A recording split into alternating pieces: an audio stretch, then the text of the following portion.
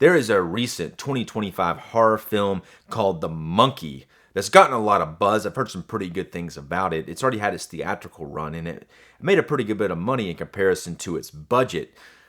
I didn't get to see it at the theater, but it does have a 4K UHD release coming out later this month, later in June. I have ordered it, and I'm looking forward to checking that out once it gets here. Now, the reason I bring up The Monkey, which is about a cursed toy monkey, is today we're going to talk about the film Monkey Shines. And this is a new Scream Factory 4K UHD release of the 1988 horror film. This one, unlike The Monkey, and if you look at the cover of this looks like a toy monkey on the cover of this thing.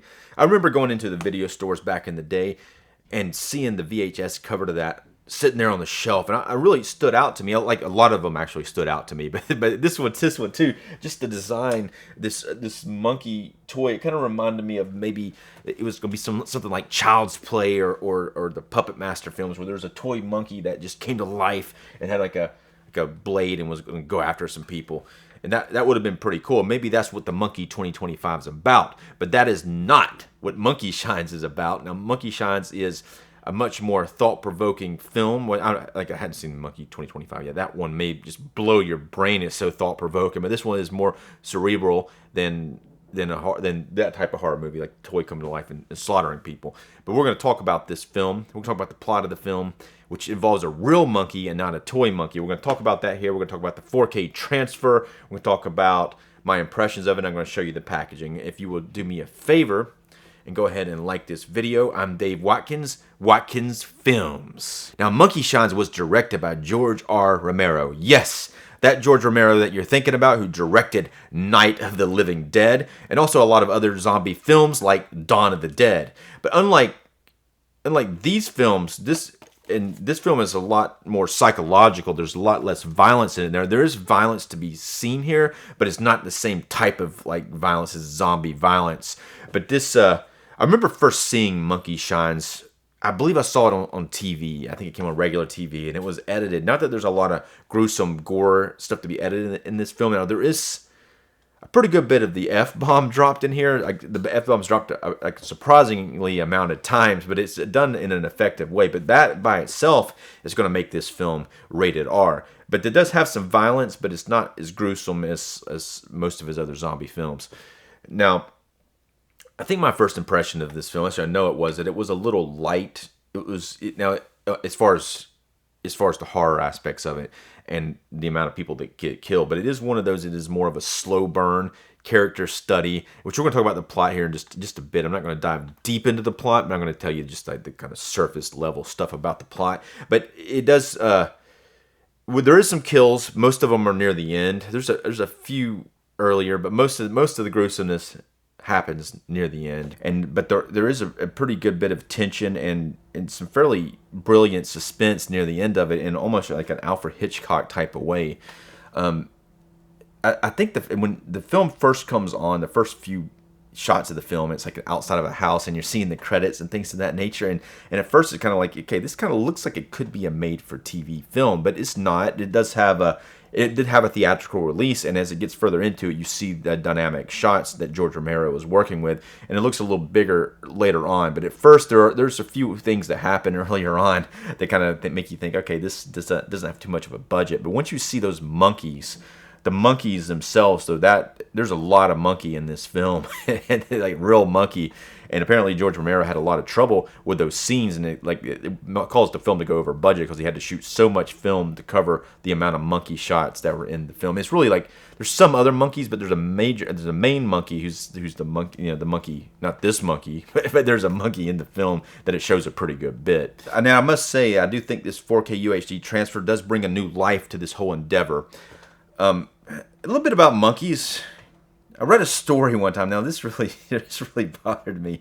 There's a guy who had some monkeys as pets, and they kind of bonded with those monkeys. And over time, eventually one day the monkey attacked him, and he put him in a wheelchair for life. But he also ate his dick off, and I think ate his fingers and his eyes and things of that nature. But those monkeys are crazy though. After a while, they in real life, and then they ended up. I don't know if they ate both of his eyes out, but they attack things like that, and then they ended up putting.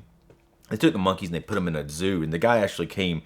He was so, I guess, like he was so like connected to the monkey. He came and saw the monkey in the zoo later on, but maybe that was a psychological thing. But that, just the idea of all that makes me not really want to ever have a monkey. I don't know about you, but yeah, no. Now, sometimes in these close-ups in this film, these monkeys may look cute, but don't ever forget that shit. So as far as the plot of this film, the main character, Alan, he's an athlete, and he gets hit by a car when he's running. And just a note on that shot. So when he gets hit by a car, that's apparently that made me think the budget was ridiculously low, because it's you see the car come up and stop. It comes towards the camera and stops, and then you see him just flying off in the air, and it looks pretty like.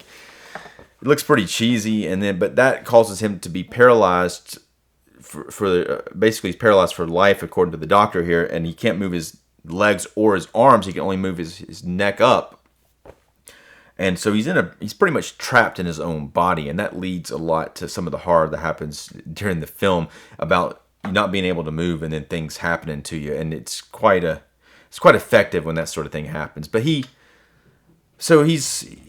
relying on nurses and his mom and things of that nature. He has a girlfriend, but she leaves him, and she actually goes and leaves him for his doctor, his surgeon. His surgeon is played by Stanley Tucci in an early role. Stephen Root also has a supporting role in here as a doctor in a few scenes.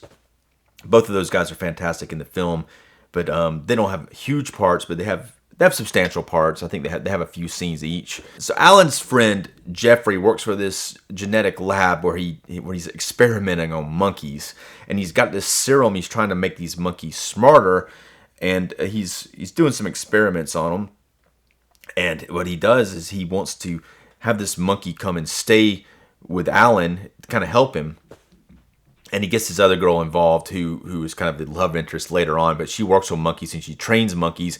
And so, but this monkey, since he's given this monkey these syringes, the monkey, it's kind of a almost supernatural kind of psychic bond with Alan in the wheelchair, and then Alan can actually control the monkey through subconsciously, not even realizing that he's doing it sometimes. But the monkey also controls him as well. So there's a lot of that going on. It is quite thought provoking, and it's fairly effective, especially seeing it now compared to when I first saw it. I mean, I just wanted like a straight horror film, but this is definitely very thought-provoking. Now let's talk about the cast for a moment. Now, it's a pretty good ensemble here, despite the lack of big-name recognition. With the exception of Stanley Tucci and Stephen Root, I recognize those guys immediately. Most of the rest of the cast I didn't immediately recognize, but the main character is played by Jason Begay.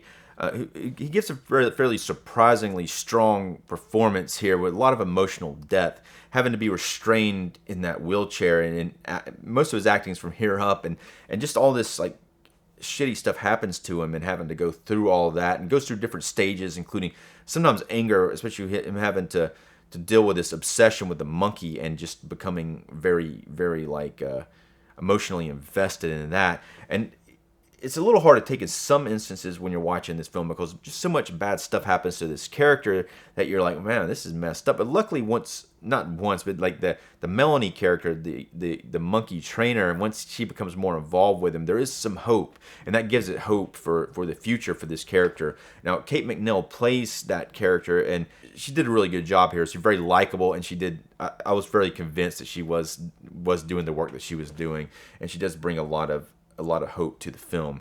The character that his friend played by John Pankow, I recognized him. I had to look him up to figure out who he was, but there's a film called To Live and Die in L.A., and he plays the protagonist in this film. He's really a good actor in both this and Monkey Shines. He does a really good job in Monkey Shines. He plays the doctor who's trying to, I guess he's partially trying to help his friend, but he's also very concerned with, he's also kind of committed to his experiment to see if this is going to work or not, and trying to make this monkey smarter. And he's kind of torn between those two things. So he's a fairly complex character. Let's take a look at the packaging. But before we do, I do want to mention this poster back here. Now, if you go directly to the Scream Factory site right now, you can get this poster when you purchase the film.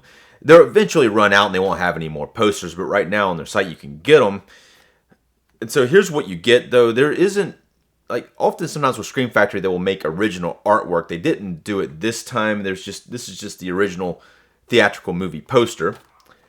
And there's a slipcover right now. Eventually they'll stop having the slipcovers as well, more than likely. But here's what the inside looks like. They got the same artwork, the one that we all know from the VHS release. And here you got 2 discs. You have a 4K and a Blu-ray disc. And there's not a reversible slip here. It's just white on the inside, not slip insert cover.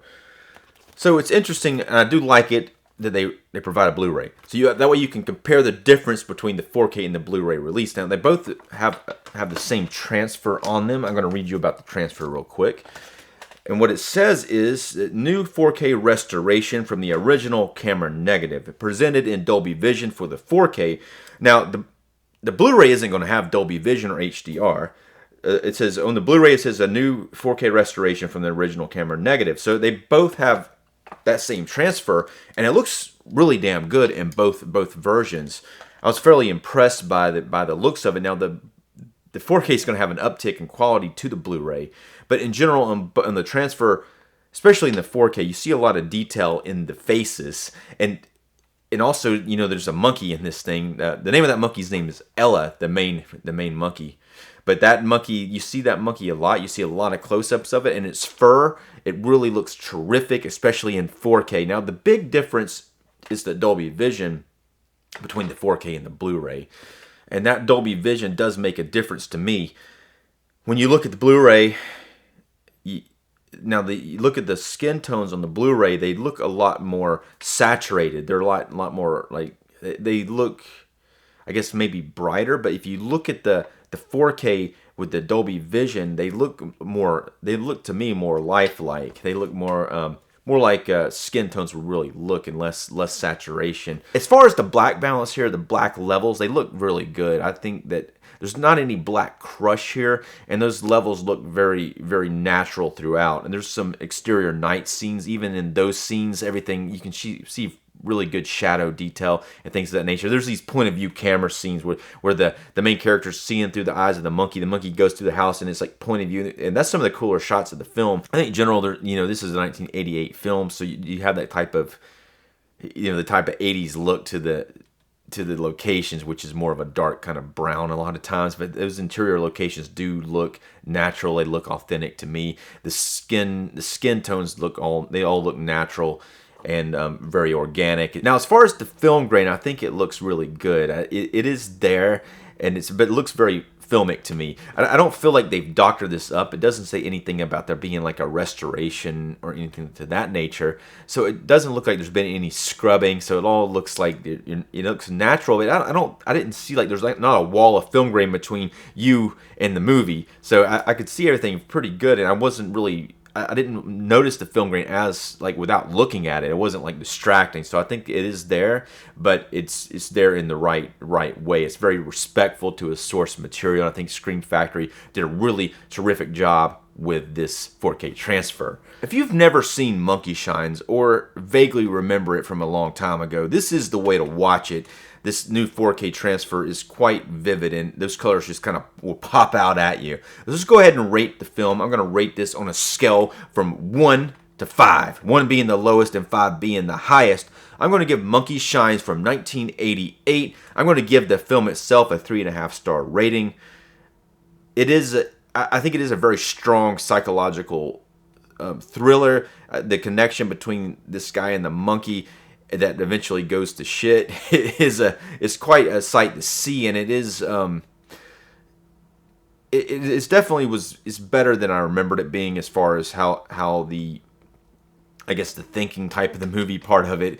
It is, as far as the horror part of the film and not seeing that much graphic violence, is still there as well. If you want to see graphic violence, you're not going to see that in here, but it's there, like I said before, there is a hilarious amount of F-bombs. So the character starts like getting really agitated at the people around him. Like when he's in the main character who's paralyzed, he starts getting really agitated at everyone else around him, and more because of his connection to the monkey. And it's like, and no one else quite gets him and the monkey.